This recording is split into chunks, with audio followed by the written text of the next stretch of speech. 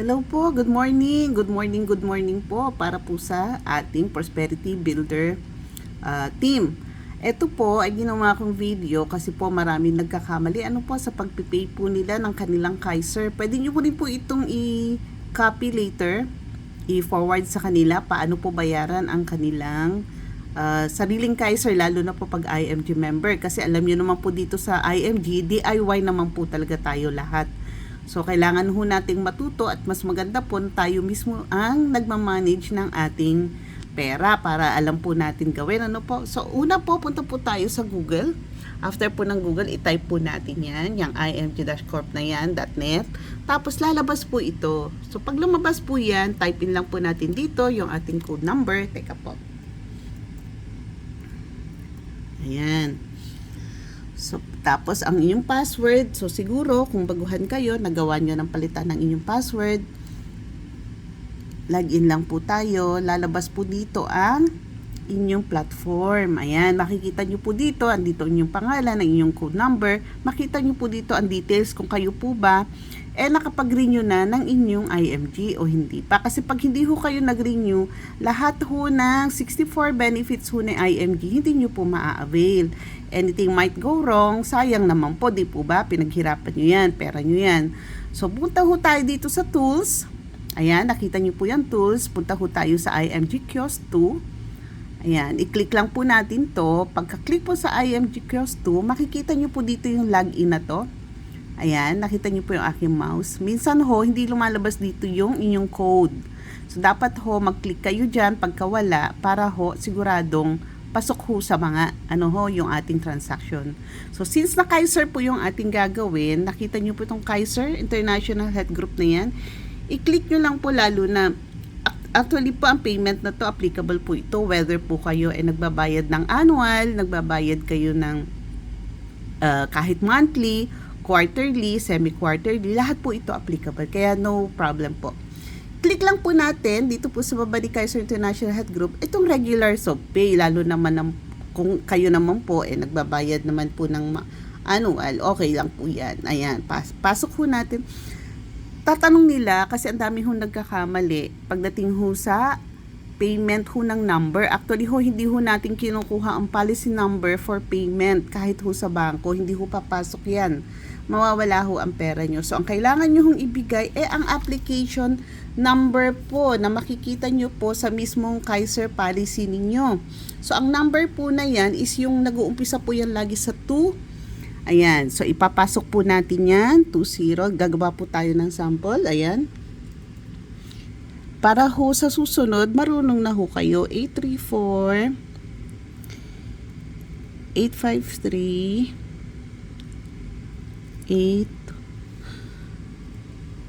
Ayan, siguraduhin lang ho natin na lagi hong tama ang ating number na pinapasok. Ayan, automatic ho, lalabas ang pangalan ho ni Kaiser holder. So, ito po, since na pangalawang taon niya, automatic ho, lalabas ho yung magkano ho yung babayaran. Ayan, nakita nyo po.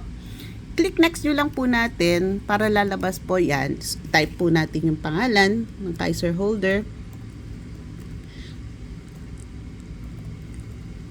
Ayan. Ang last name.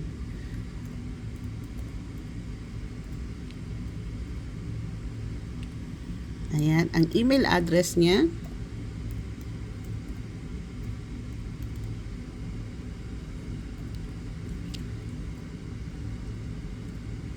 At Gmail. Ayan. Ingat ho tayo sa pagtatype ho lagi ng email address po, ng ating member. O kayo po mismo. Ayan. Since na, ayan po. Punta ho tayo. Pwedeng, ang dami nyong pagpilian dito sa kiosk. Pwede ho kayo mamili kung saan nyo gusto dito magbayad. Credit card, palawan. Ito ho yung kinaganda ho ni Kaiser kasi kahit saan ho pwede kayo magbayad. Kung kayo po nasa Pilipinas, may discount po tayo sa Palawan. Alam nyo po yan. Pwede ho kayong dumiretso na. Pwede ho remittance. Pag andito, lahat ho yan. I-attach lang po natin ang payment po. Pag nakita nyo yung attach here doon sa gaya nung pinadala ko sa ibang member natin, paano magbayad through BPI, Ito po gawin natin ngayon ang through BDO. Ayan. Pag ano po sa BDO, ayan, i-click lang po natin itong payment na method. dito, kita nyo po yung mouse, click nyo lang po itong BDO na yan. Choose, ayan, pasok lang po natin yung address ni ma'am. Ayan, siya po ay Misamis Oriental, Cagayan de Oro. Tapos ang address niya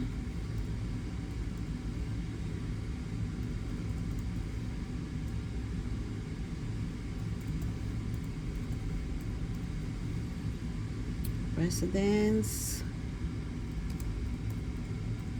Unit 8Q.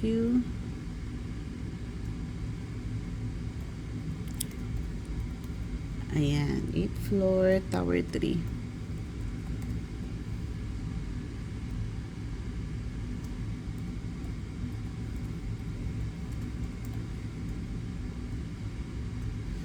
Barangay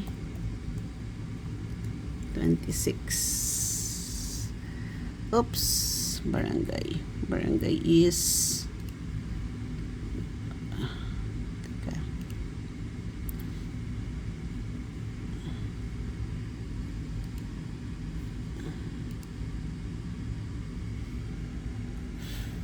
Ayan, palitan natin yung barangay at namali tayo ng spelling. Ayan, barangay. So, wag po natin kalimutan ang zip code. Okay. Ang mobile number.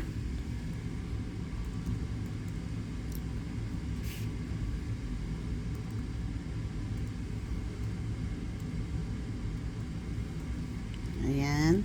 Tapos, next step.